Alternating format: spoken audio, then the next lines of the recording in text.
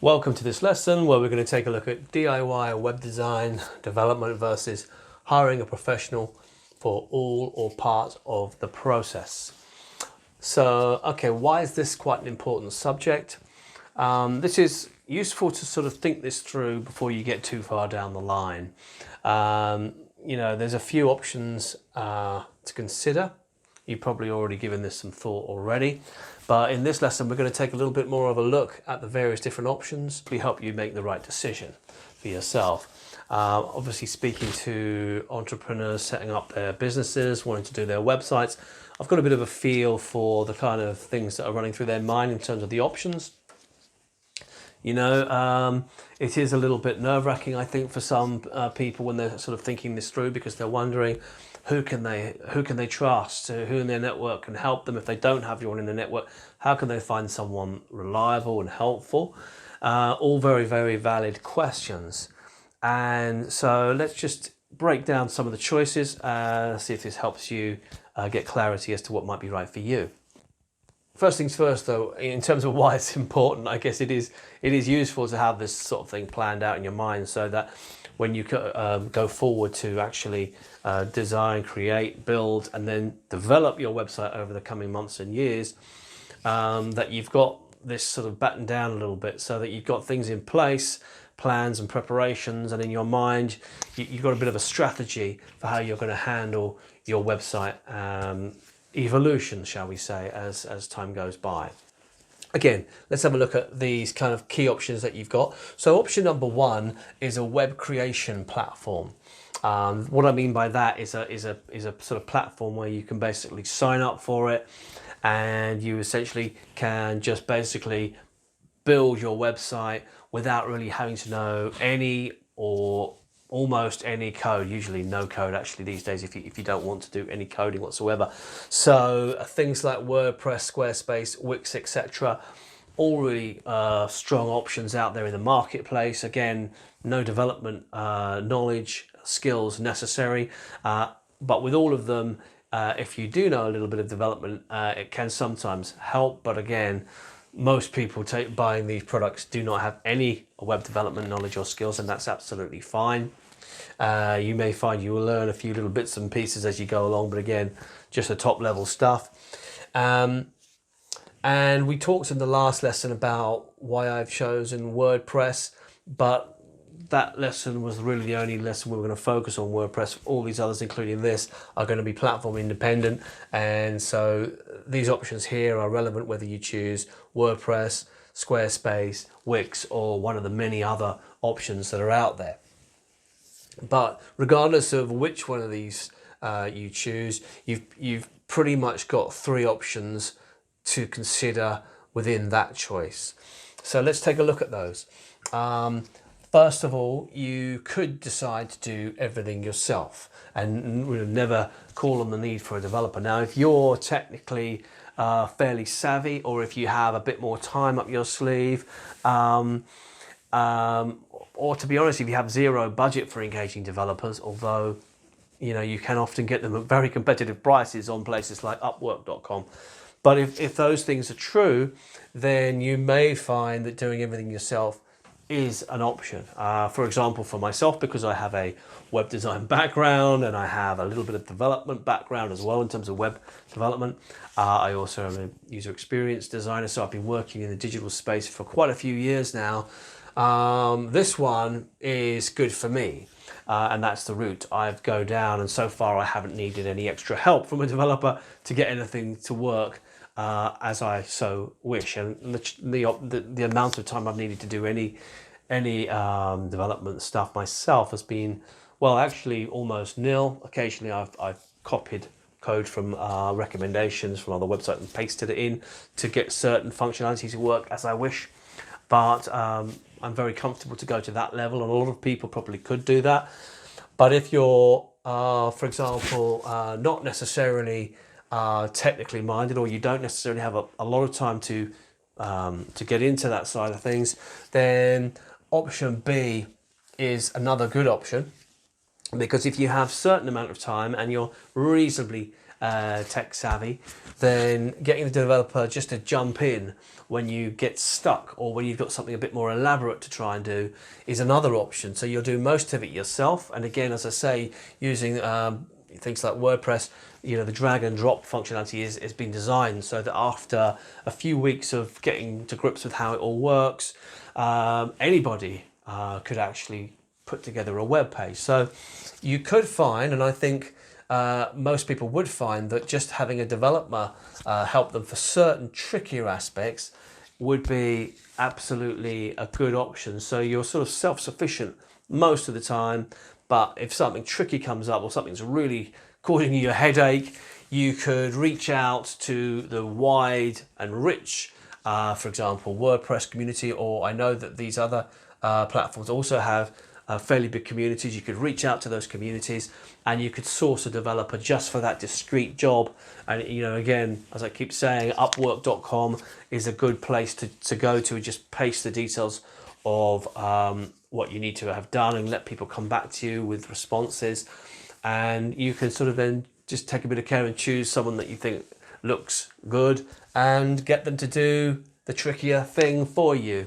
That assumes you don't have anyone in your network, of course. So again, I think using Upwork and the other sort of WordPress developer communities, or the communities that sit around the other platforms, you will be able to find someone available, usually straight away, who will be able to take care of these things for you. Option C, the third option in this section of a web creation platform, is getting a developer to do everything for you. And that actually is, of course, a very viable solution if, for example, you're very tight for time, you perhaps have a little bit more money to spend on these sorts of things.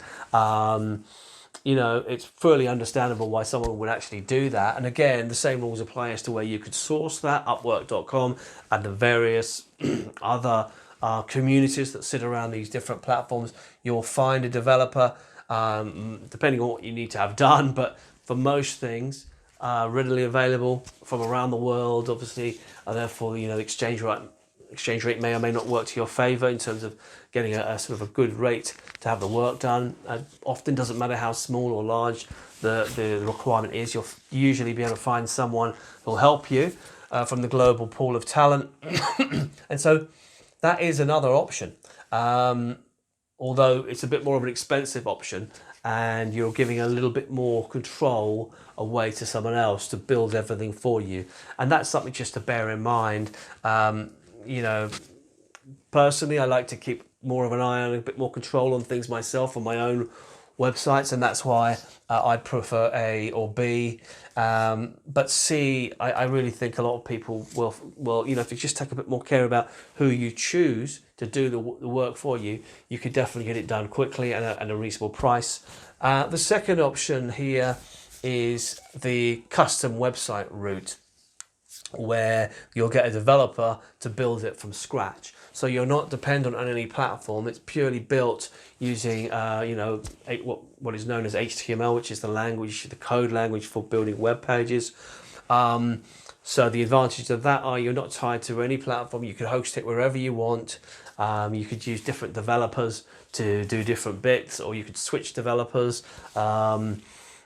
Usually that's fairly straightforward. But it's a little bit more involved to do. As I say, it's obviously going to be more expensive. You'll have to engage and pay them to do everything. You've ceded a lot of control to somebody else. If you are going to go down that route, take more care about who you choose. Make sure you've got a good sense that they're very, reputable, reliable, trustworthy, those sorts of things. But nonetheless, there are advantages going down this route. Probably the flexibility, as I say, the fact that it's not tied to any particular platform. Whereas if you build a WordPress website or someone builds it for you, then that's what you've got. You can't then move it easily to Squarespace, or at least it wouldn't be particularly straightforward to do it. Whereas if you've got a custom website, it's built in HTML, it's not tied to any one platform, so there's more flexibility in a sense. However, when you want to get a new piece of functionality, when you want to add something, change something, you're going to probably need to call on this web developer or a web developer to do that for you. Whereas if you go down this route, the web creation platform, WordPress, Squarespace, Wix, or another, there'll be modules, there'll be plugins, there'll be things, you'll be able to drag and drop and move things around yourself. You'll be able to update text. Even the least tech savvy person could certainly go in and change the copy on a web page without much problem at all. So in terms of future maintenance and future evolution, this option has got some benefits, as I say, because there's a big community out there. There's a lot of pre-made templates, modules, etc., which should just be able to drop into place. That's not going to happen here. You're going to always be dependent on calling on your developer or developers, but it is doable, of course. So that's pretty much my analysis and summary of your choices. I would summarize by saying this one's good if you are tech savvy, and like total control. Like total control, and perhaps also if you have a bit more time, you have more time, say, to learn how to do everything, more time to learn the platform, let's put it like that. Okay, and then again, just to summarize option B, get a developer help for the tricky parts. This is obviously so you're maintaining a lot of control. A lot of control at the same time. So just getting help and have that extra expense on occasion. So get help and expense as and when you need it, really. Okay. And then this one, the developer to do everything, it's quite similar to this one, actually. It could be much quicker if you choose the right developer. If in a hurry, or really, but not keen at all. Want to avoid the tech entirely. So, yep. So that's a quick summary of that one. And finally, custom website, very much similar to this one. So I would say all that applies there. But also we have it's platform independent, really. That's the main advantage, as well as that is it. Yeah, that's probably the key advantage. Platform independent. And if you have a developer that you know and trust, you've got a total flexibility as well. If they're good with HTML and a few of the other languages that come with it, such as what's called JavaScript, CSS, which is the style sheets to make things just the styling, how things look. If you've got a developer that you know, like and trust, well, you've got total flexibility to basically create whatever you can imagine. You've got even more flexibility in this case if you have that good developer that you trust. Whereas here you could have more of a more of an average developer who could get most of what you want done, or possibly all of what you want to have done. Whereas here I would say if it's a custom website, the choice of developer becomes even more important. So that's just something to bear in mind. So I hope that's been helpful. I hope that has achieved what we were looking to achieve. A good discussion about the different options in terms of hiring a professional or doing it yourself for all or part of the process. We haven't talked that much about design, and I think that probably warrants just a brief discussion. So what you might find is that in your mind you've got ideas about how you want things to look and how you want to lay things out, things like that. At the same time, you might feel that that's not at all your area of strength, and you want some help doing the design as well as the development. And if that's the case, and sometimes that might be a good idea, because what you imagine might look good might not always be what actually works well online. Although a lot of what we're covering in this course, I believe, will give you the skills that you need so you actually could handle the design yourself. But if you decide that's something that, okay, you've done this course, you've learned enough to know how to monitor and keep an eye on things, but you don't actually want to do the design, well, then again, the same rules apply in terms of using places like Upwork.com and other places, other sources. There's plenty of other sources out there where you could, just look and engage a designer to create some designs for you. And what I might recommend there is, in terms of the initial look and feel design, the branding, you might want to have 2 or 3 options mocked up, maybe by the same person, maybe by some different people if you have the time and money to do that. And you can then have a careful look at what they've come back with and figure out which ones are more appropriate for your brand, and maybe get a few bits of feedback from people you know to sort of make sure that you've got a kind of general feel for which design and which layout on the whole looks good. That's probably not a bad thing to do. Again, if you have the budget and the time to do that, that's great. If not, if you want to be completely DIY web design, that's also entirely doable based on what we're teaching you in this course. Having a look at what other players in the marketplace are doing in a similar business area to you, thinking about your own unique brand, and just perhaps, as we've talked about before, just sketching out, your homepage and some of the other key pages, and get a sense as to what you think might work for you. So there's a few things to think about there. But once again, I think the essence of this lesson is saying to you, you have choices. You can basically do all of the things yourself, or none of the things yourself, or part of things and get a little bit of help where you need it along the way. And as I say, Upwork.com is a website that you'll be able to find help and support for your needs. And there are many other sites out there to plug any gaps where you feel you need some help. And there's nothing wrong with actually starting out in one way, and you may find that you want to try and do everything yourself, and then you find, whoa, wait a minute, I'm not sure if I've quite cracked this design, or I haven't quite figured out how to do this piece of functionality.